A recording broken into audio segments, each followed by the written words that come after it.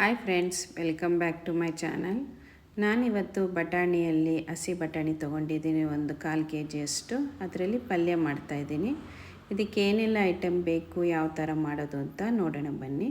ಇಲ್ಲಿ ಬೆಳ್ಳುಳ್ಳಿ ಒಂದು 5ರಿಂದ 6 ಜಜ್ಕೊಂಡು ಇಟ್ಕೊಂಡಿದ್ದೀನಿ. ಮತ್ತು ಸ್ಪ್ರಿಂಗ್ ಆನಿಯನ್ ಬರುತ್ತಲ್ಲ, ಅದನ್ನು ಕಟ್ ಮಾಡ್ಕೊಂಡು ಇಟ್ಕೊಂಡಿದ್ದೀನಿ. ಒಂದು ದೊಡ್ಡದು ಟೊಮೆಟೊನ ಸಣ್ಣಗೆ ಹೆಚ್ಕೊಂಡಿದ್ದೀನಿ. ಒಂದು 5ರಿಂದ 6 ಹಸಿಮೆಣಸಿನ್ಕಾಯನ್ನು ತೊಗೊಂಡಿದ್ದೀನಿ. ಈಗ ಒಗ್ಗರಣೆಗೆ ನಾನು ಒಂದು ಬಾಣಲೆಯನ್ನು ಇಟ್ಕೊತಾ ಇದ್ದೀನಿ.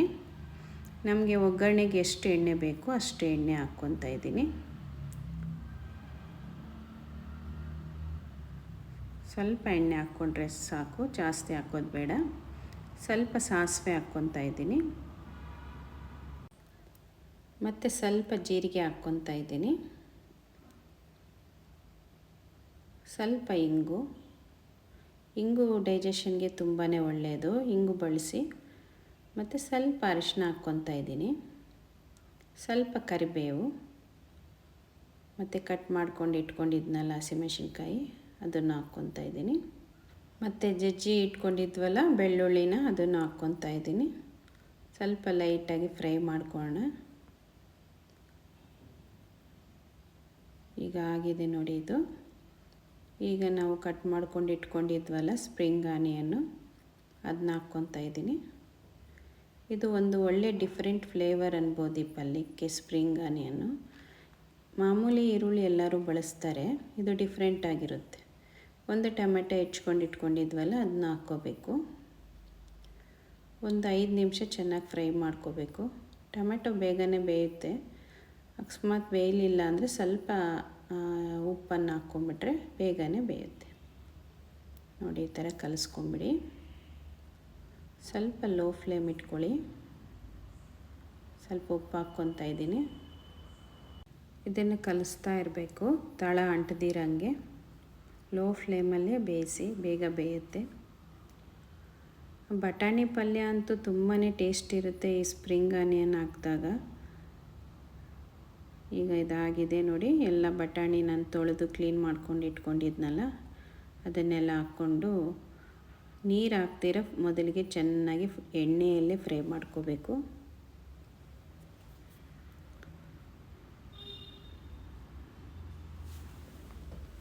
ನೋಡಿ, ಈ ಥರನೇ ಕಲಿಸ್ತಾ ಇರಬೇಕು. ನಾವು ಮುಂಚೆ ಉಪ್ಪು ಹಾಕಿದ್ವಲ್ಲ, ನೋಡಿಕೊಂಡು ಉಪ್ಪು ಆಮೇಲೆ ಹಾಕ್ಕೋಬೇಕಾಗತ್ತೆ. ಈಗ ನೋಡಿ, ಸ್ವಲ್ಪ ಉಪ್ಪು ಹಾಕ್ಕೊತಾ ಇದ್ದೀನಿ.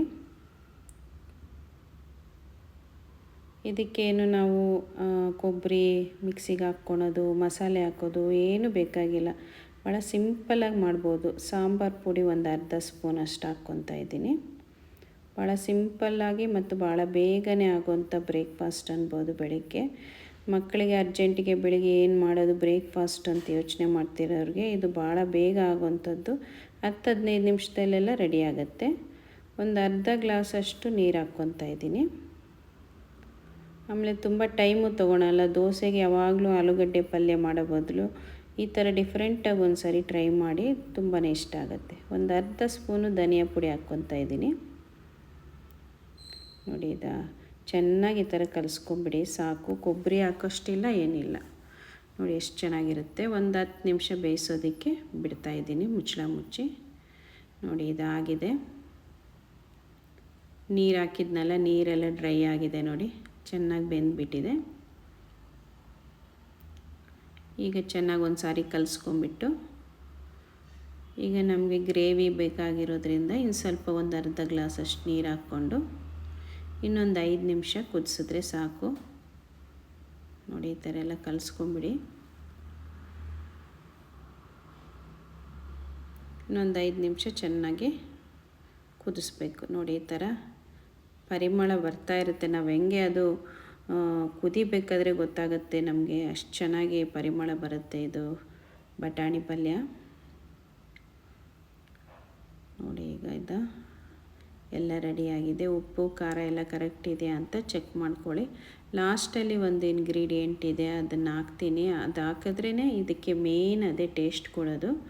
ಏನು ಅಂತ ಹೇಳ್ತೀನಿ, ಸ್ಕಿಪ್ ಮಾಡ್ದಿರ ವಿಡಿಯೋನ ನೋಡ್ತಾಯಿರಿ. ನೋಡಿ, ಎಷ್ಟು ಕಲರ್ಫುಲ್ಲಾಗಿ ಎಷ್ಟು ಚೆನ್ನಾಗಿದೆ.